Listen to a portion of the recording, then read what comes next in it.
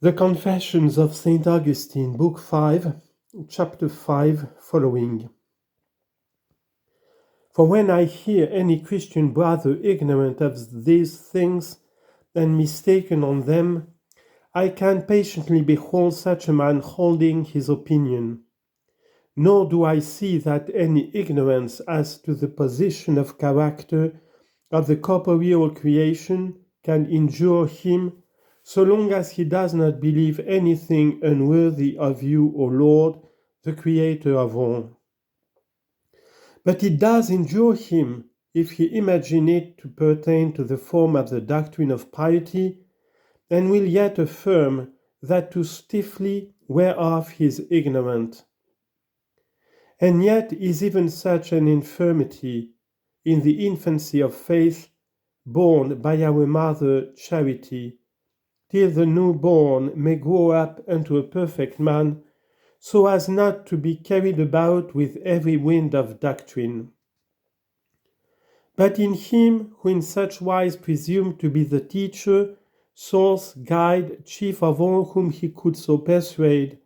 that whoso followed him thought that he followed not a mere man, but your Holy Spirit, who would not judge that so great madness, when once convicted or having taught anything false, were to be detested and utterly rejected? But I had not as yet clearly ascertained whether the vicissitudes of longer and shorter days and nights, and of day and night itself, with the eclipses of the greater lights, and whatever else of the kind I had read of in other books, might be explained consistently with his sayings, so that, if they by any means might, it should still remain a question to me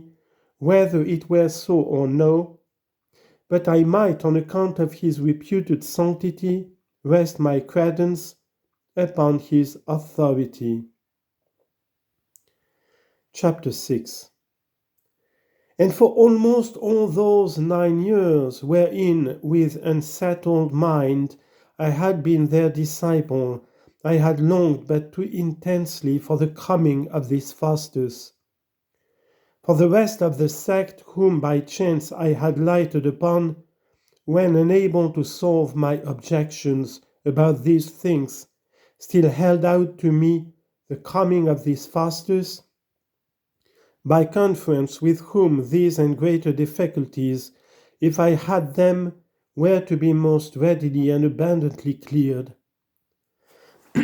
When then he came, I found him a man of pleasing discourse, and who could speak fluently and in better terms, yet still but the self-same things which they were wont to say. But what availed the utmost neatness of the cup-bearer to my thirst for a more precious draught? Mine ears were already clothed with the like, nor did they seem to me therefore better, because better said, nor therefore true, because eloquent, nor the soul therefore wise, because the face was comely, and the language graceful. But they who held him out to me were no good judges of things, and therefore to them he appeared understanding and wise, because in words pleasing. I felt, however, that another sort of people were suspicious even of truth, and refused to assent to it, if delivered in a smooth and copious discourse. But you, my God, had already taught me by wonderful and secret ways, and therefore I believe that you taught me, because it is truth, nor is there besides you any teacher of truth, where or whensoever it may shine upon us. O yourself, therefore, had I now learnt that neither ought anything to seem to be spoken truly, because eloquently, nor therefore falsely, because the utterance of the lips is inharmonious, nor again therefore true, because rudely delivered, nor therefore false, because the language is rich, but that wisdom and folly are as wholesome and unwholesome food, and adorned or unadorned phrases as courtly or country vessels. Any either kind of meats may be served up in either kind of dishes. That greediness, then, wherewith I had of so long time expected that man, was delighted verily with his actions,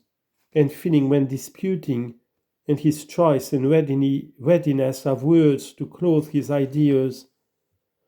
I was then delighted, and with many others, and more than they, did I praise and extol him.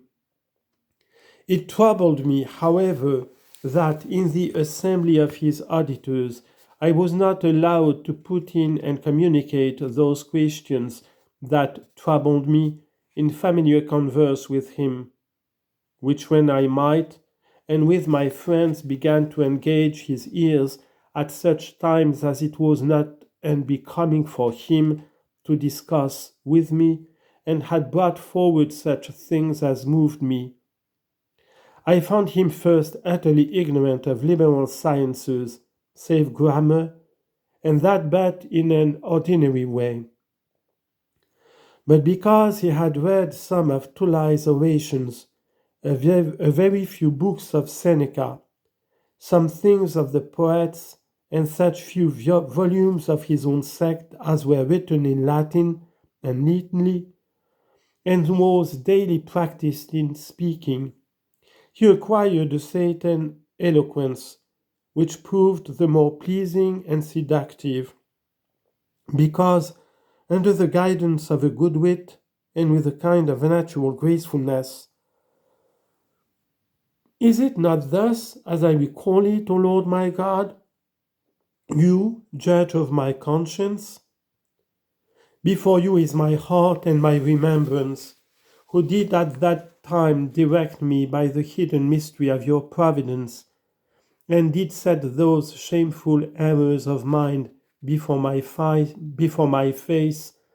that I might see and hate them.